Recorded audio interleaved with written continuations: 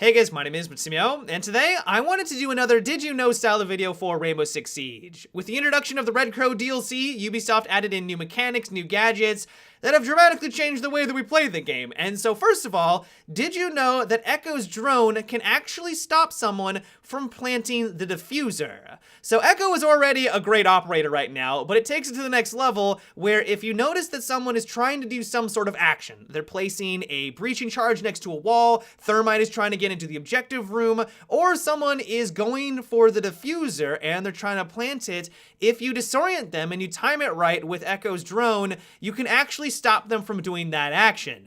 And so if you're all by yourself trying to clutch it against the enemy, or your entire team is roaming around the map and you need to give them some time to get back onto the objective, use this to your advantage. It may not be helpful every single round, but in some situations, this could absolutely help your team win that match. The next thing is that did you know that the more you move around while stunned by Echo's drone, the worse the effect is? The best thing that you can do when you're stunned by this gadget is just to stand still. Not only do you not get that crazy drunken wobble that gives you motion sickness, but it also doesn't seem to last as long.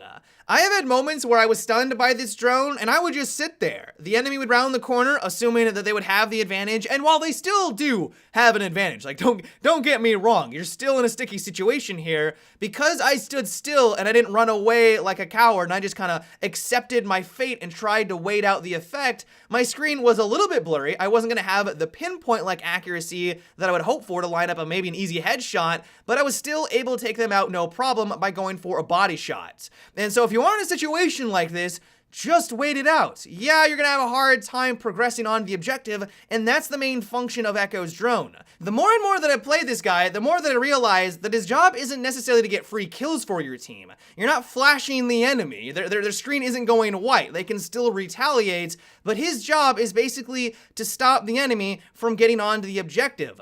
Because Ubisoft has changed the time limit to rank to only 3 minutes, that doesn't give a lot of time for the offensive team to set up a lot of different strategies. They basically have to execute, they have to push on in there, and if they waste a lot of time, or if Echo is able to waste a lot of time, they're gonna have to make some rash decisions and rush on in, which is going to leave them at a severe disadvantage. And so my main advice is that if you are fighting against an enemy Echo and you do get stunned, is to just stand still. If you're out in the open, maybe of course run for cover really quickly, but once you find cover, stop moving around. It's gonna cause the effect to dissipate faster, you're not going to get nausea, your screen isn't gonna wobble as much, and if the enemy does wanna get cheeky and they wanna push onto you, you have a much higher chance at winning that firefight. The last thing regarding Echo's drone, and I'm not 100% certain if this is confirmed, is that if you are stunned, look up and try to find the drone. Every time I'm stunned, I have a much easier time finding this. I don't know if it's because of the fuzzy screen that makes it stand out easier. I'm not exactly sure, but there's been multiple instances where I get stunned by this gadget. I look on up and it's basically clear as day.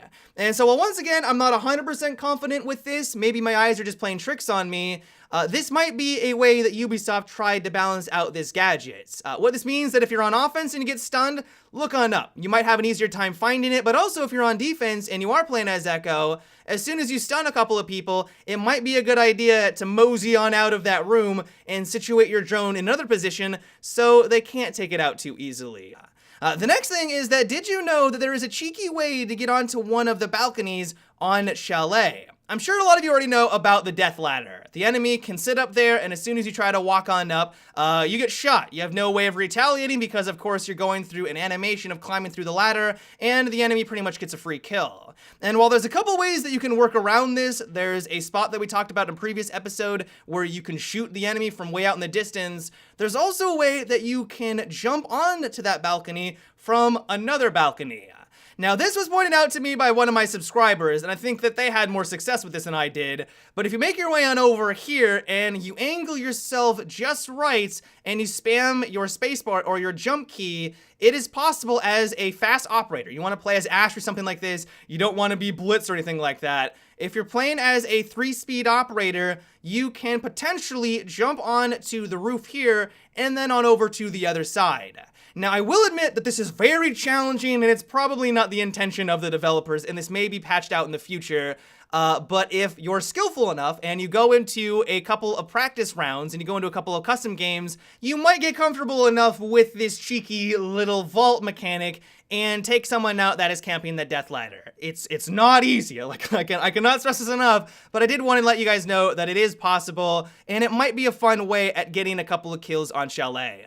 And then finally, did you know that there's a bunch of Easter eggs on the new skyscraper map? Now, I'm sure I haven't found all of them, but the ones that I've seen so far is that if you make your way on over to the samurai armor and you look at its buckle, you'll notice that it looks exactly like the Assassin's Creed logo. It doesn't look very high quality, I'll give it that much. It looks very low texture, but that is clearly the Assassin's Creed logo. If you make your way on over to the drum and hit it with your weapon, it will actually sound like a drum.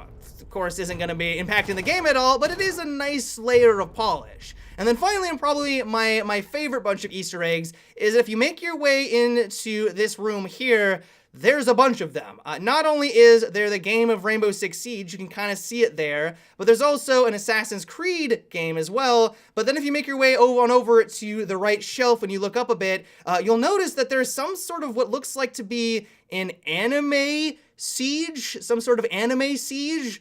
I'm kind of grasping at the straws there, but that's exactly what it looks like. So basically, Rainbow Six Siege in anime form. But yeah, guys, that is about it for today's episode of Did You Know? I hope you enjoyed. Let me know if you guys have discovered anything new with this most recent DLC. They've added in a lot of new content, and so if there's some new mechanic that a lot of people aren't aware of, if there's some cheeky spot on the new map that you think is worthwhile, let everyone know down below in the comments. But yeah, guys, until tomorrow, have a good one, and take it easy.